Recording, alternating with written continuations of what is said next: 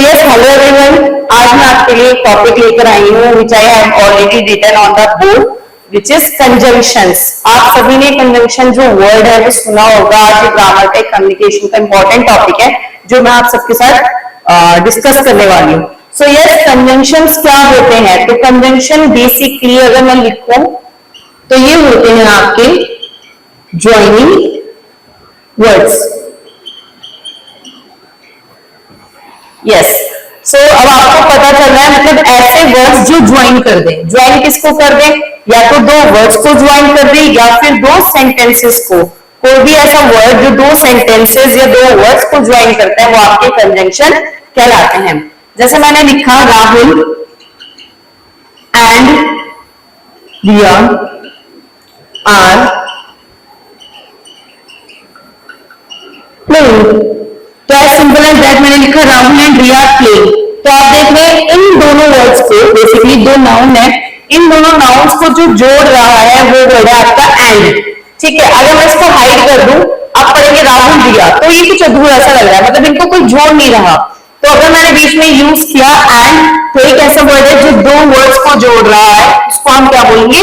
Conjunction. तो ये दो वर्ड्स को जोड़ने के लिए भी कंजंक्शंस कहा जाता है. और when it comes two sentences,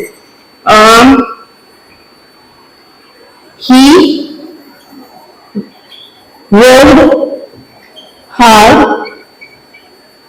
because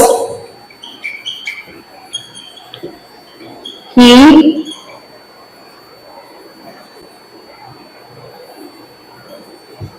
wants to become a doctor.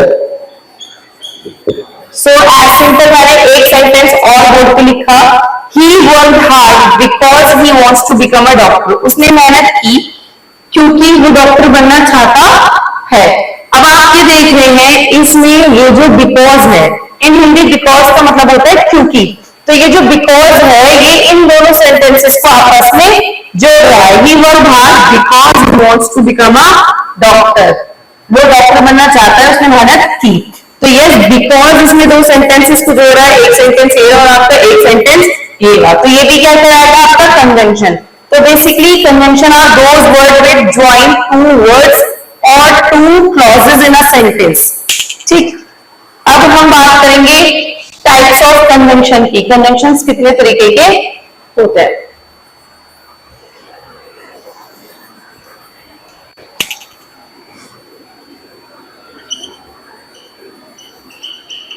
Coordinating conjunction,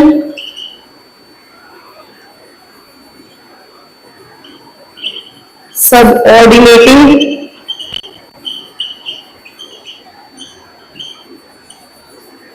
number third is correlative.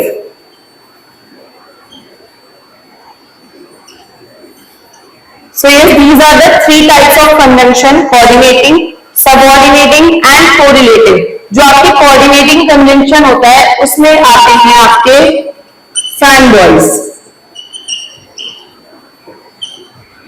Fan for A for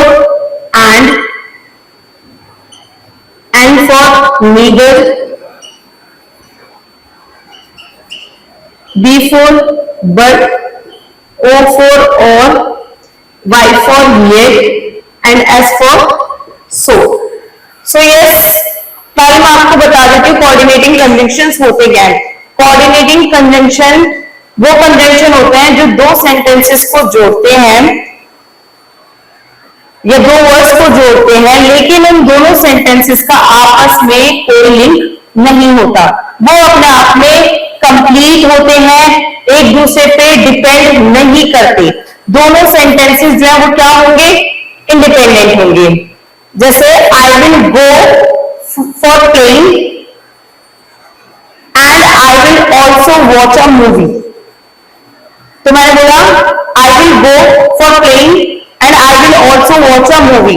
अब अगर मैं इन दोनों सेंटेंसेस को तोड़ दूं, I will go for playing, तो ये अपने आप में एक कंप्लीट सेंटेंस है. और फिर दूसरा मैंने क्या बोला?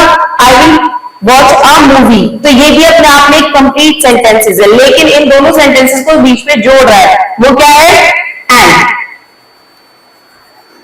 तो यस, वो कंजंक्शन जो ऐसे सेंटेंसेस को जोड़े जो आपस में इंडिपेंडेंट है, एक दूसरे पे डिपेंड नहीं करते, वो कंजंक्शन आपके कोऑर्डिनेटिंग कंजंक्शंस में जाते हैं। इसमें आपके फॉर, एंड, नीदर, बट, और, येट, सो, ये जहां पे भी सेंटेंस में ये कंजंक्शंस आते हैं तो आप सिंपल उसको अंडरलाइन करोगे।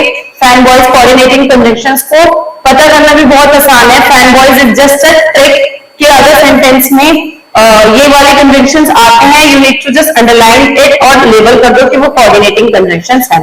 इसके अलावा जितनी भी कंजंक्शंस आपकी आती हैं, because, then, although,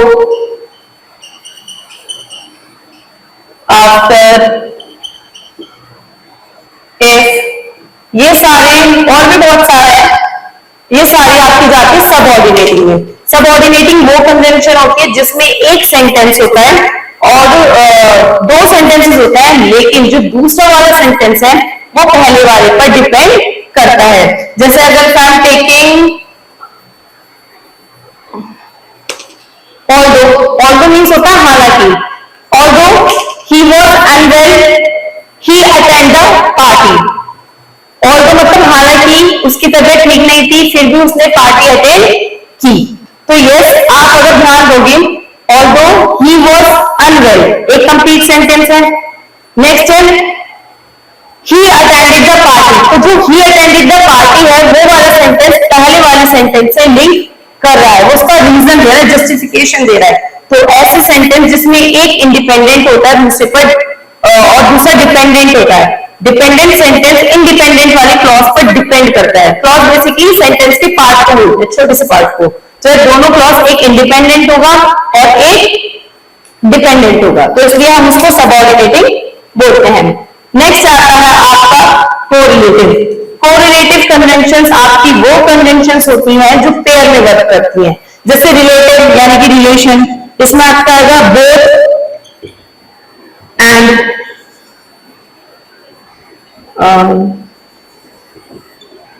either or, neither nor, such, that. So yes, these are the pairing conjunction। ये हमेशा दो कंजंक्शन होंगी जो पेयर में काम करेंगी।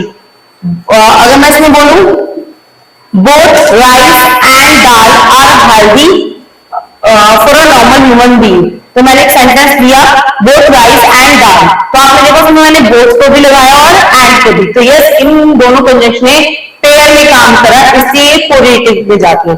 सो यस, आज इस वीडियो में हमने कंजंक्शन पढ़ा, कंजंक्शन के टाइप्स क्या होते हैं, तो आप लोगों को समझ आया होगा।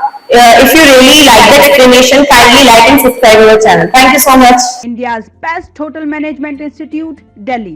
Education, knowledge, grooming, development, practical training के साथ साथ देश तथा विदेशों के 5 स्टार होटल्स में जिम्मेदारी के साथ रोजगार, सरकार द्वारा मान्यता प्राप्त।